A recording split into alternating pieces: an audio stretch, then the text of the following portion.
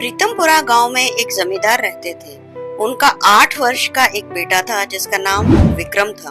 वह उम्र में छोटा जरूर था, लेकिन उसके ठाठ में कोई कमी नहीं थी। वह राजा महाराजाओं की तरह बर्ताव किया करता था। हवेली के सारे नौकर विक्रम के इशारों पर नाचा करते थे। उसके बात करने का अंदाज शाही था।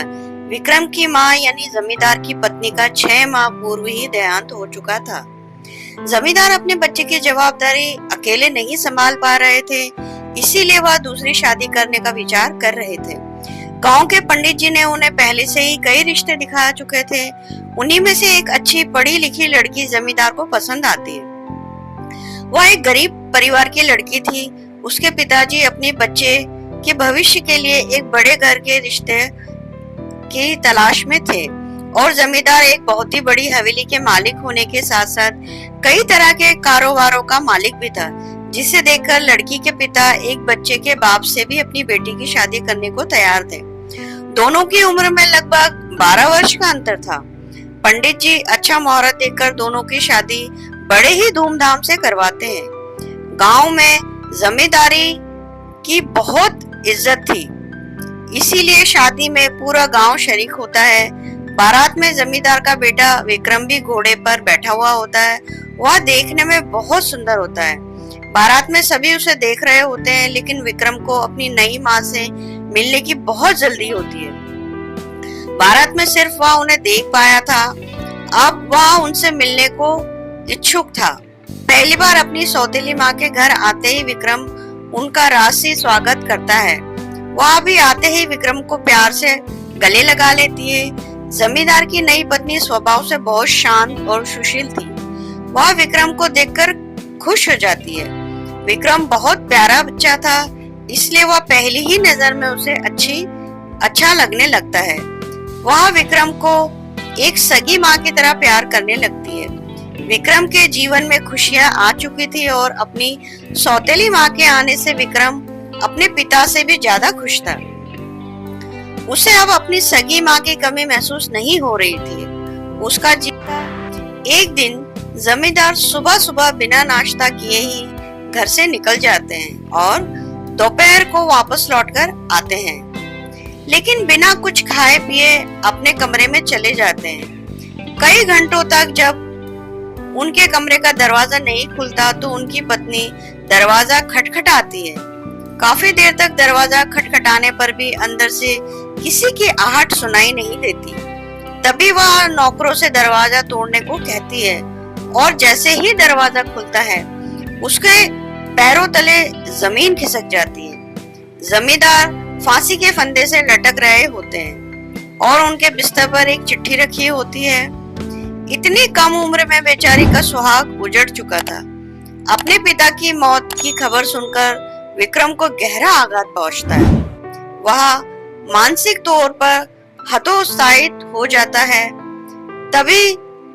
अभी उसके जीवन में सौतेली माँ के रूप में खुशियां आई थी, लेकिन अब उसके सिर से पिता का साया हट चुका था। दोनों का बहुत कुछ छिन चुका था, लेकिन अभी तो दुखों की कुछ बूंदें ही गिरी थी। सैलाब आना अभी बाकी था। जैसे ही जमींदार की पत्नी उनकी चिट्ठी पढ़ती है तो उसके तो होश ही उड़ जाते हैं। जमींदार की सारी संपत्ति छिन चुकी थी और अब वह कर्जदार हो चुके थे। उनपे बहुत कर्ज हो चुका था। दरअसल उनके एक प्रोजेक्ट में बैंक से लोन लेकर बहुत बड़ा निवेश किया गया था, जिसके लिए उन्होंने अपनी सारी जमीन जायदाद गिरवी रख दी थी। लेकिन वह प्रोजेक्ट बर्बाद हो गया था, खराब हो गया था, जिससे उन्हें भारी नुकसान हुआ था और अब उनकी सारी संपत्ति नीलाम होने वाली थी। विक्रम अनाथ के साथ साथ गरीब भी हो चुका था। जमींदार की मौत के कुछ दिनों बाद ही उनकी सारी संपत्ति नीलाम कर दी जाती है और इन्हें सारे कारोबार के साथ साथ हवेली को भी छोड़कर जाना पड़ता है। अब वो बेघर हो चुके थे। विक्रम और उसकी सौतेली माँ बेघर हो चुके थे। लड़की के पिता उसकी दूसरी शादी का विचार कर रहे थे, लेकिन अपने बच्चे से बहुत प्यार करती थी। वह उसे अकेला छोड़कर जिंदगी नहीं बसाना चाहती थी।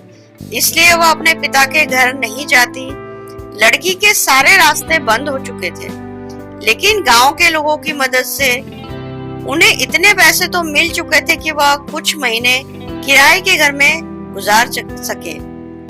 विक्रम की सौतेली माँ पढ़ी लिखी थी। वह शहर जाने का फैसला करती है और थोड़ा बहुत सामान लेकर अपने बच्चे के साथ बस से शहर चली जाती है। शहर पहुंचकर वह एक झुग्गी झोपड़ी में कमरा किराए से ले लेती है और वहीं अपने बच्चे के साथ रहने लगती है। घर का खर्च चलाने के लिए वह गली गली खिलौने बेचने का काम शुरू कर देती है और उसी से अपने बच्चे का गुजारा करने लगती है। विक्रम को गरीबी वाली जिंदगी पसंद नहीं आ रही थी। उसे खाने को 2 वक्त की रोटी तक ढंग से नसीब नहीं हो रही थी। वह कई बार विक्रम को कचरे से खाना उठाकर खाना पड़ता था। विक्रम के सारे ठाट जा चुके थे। अब वह गरीब बन चुका था और वह अपनी बेसहारा माँ के साथ शहर में दर दर की ठोकरें खा रहा था। अब धीरे धीरे उसे गरीबी में जीने की आदत होने लगती है। विक्रम को जो मिलता है वह वही खा लेता है। विक्रम को रह रहकर अपने पिता की याद आती है, क्योंकि पिता के राज में उसे 56 भोगों से सुशोभित भोजन प्राप्त होता था। लेकिन आज वह एक निवाले के लिए भी तरस रहा है। एक दिन विक्रम रास्ते में किसी से खाना मांग रहा होता है। तभी रास्ते से गुजर रही एक कार में बैठा व्यक्ति उसे पहचान लेता है, क्योंकि वह कई बार विक्रम के पिताजी से मिलने हवेली जा चुका था। वह विक्रम के पास पहुंचकर अपनी कार रोक देता है और गाड़ी से उतरकर विक्रम से उसके हालातों की वजह पूछता है। बड़े दिनों बाद विक्रम से किसी ने उसके हालातों पर चर्चा की थी। अचानक विक्रम फूट फूट कर रोने लगता है। वह उन्हें अपना समझकर सारा दुख बयां कर देता है।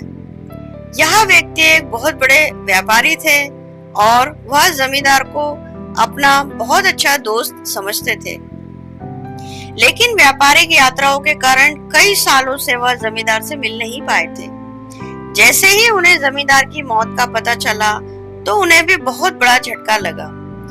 वह विक्रम से कहते हैं, तुम लोग इस समय कहाँ रहते हो बेटा? विक्रम अपनी झोपड़ी में उन्हें ले जाता है और अपनी माँ से मिलवाता है। वह उनकी कुछ मदद करना चाहता है, इसलिए कुछ पैसे निकालकर विक्रम की माँ के हाथों में दे देते हैं। लेकिन वह खिलौने से इतना कमाने लगी थी कि अब वह किसी का एहसान नहीं लेना चाहती थी। जैसे ही इन्हें पता चलता है कि विक्रम की माँ खिलौने बेचती है, वह खुश हो जाते हैं, क्योंकि इत्तेफाक से इनकी भी एक खिलौने की फैक्ट्री है और उन्हें एक अच्छी सेल्स गर्ल की तलाश थी। विक्रम की सौतेली माँ सड़क पर खिलौने बेचते बेचते एक कुशल विक्रेता बन चुकी थी। वह बहुत अच्छे से अपना काम संभाल रही थी और वह इस कंपनी में नियुक्त होते ही अपनी कड़ी मेहनत और लगन से 2 सालों के अंदर खुद की एक छोटी सी खिलौनों की फैक्ट्री खोल देती है, क्योंकि वह बहुत पढ़ी लिखी और एक समझदार लड़की थी। और अब धीरे धीरे इनकी जिंदगी बदलने लगती है। विक्रम भी अपनी सौतेली माँ के साथ खिलौनों की फैक्ट्री में काम करने लगता है। इनकी फैक्ट्री में बने हुए खिलौनों की मांग देश विदेश तक होने लगती है और कुछ ही सालों में उनकी कंपनी का नाम पूरे देश में होने लगता है। और कड़े संघर्ष के बाद जमींदार की पत्नी एक अरबपति महिला बन जाती है। उन्होंने अपने बेटे के लिए फिर से वही जिंदगी लाकर रख दी थी जिसकी उसे आदत थी। विक्रम अपनी सौतेली माँ के त्याग और मेहनत का एहसान नहीं चुका सकता था। वह अपनी सौतेली माँ को भगवान की तरह पूजने लगता है और गमों के बादल छटते ही खुशियों की बारिश होने लगती है। अच्छा समय पाने के लिए बुरे समय से लड़ना पड़ता है। दूसरों के बुरे वक्त पर हंसने से पहले ये याद रखना कि वक्त सबको एक ही नजर से देखता है। जब बदलने पर आता है तो किसी का भी बदल जाता है। हमेशा ये बात ध्यान रखें। दोस्तों, अगर आपको हमारी ये प्रस्तुति पसंद आई हो तो हमें कमेंट करना ना भूलें। लाइक करें, शेयर करें और हमारे चैनल को सब्सक्राइब करें। अब मैं आपको मिलूंगी अगली वीडियो में एक बहुत ही ज्ञानवर्धक कहानी के साथ। धन्यवाद। Thank you.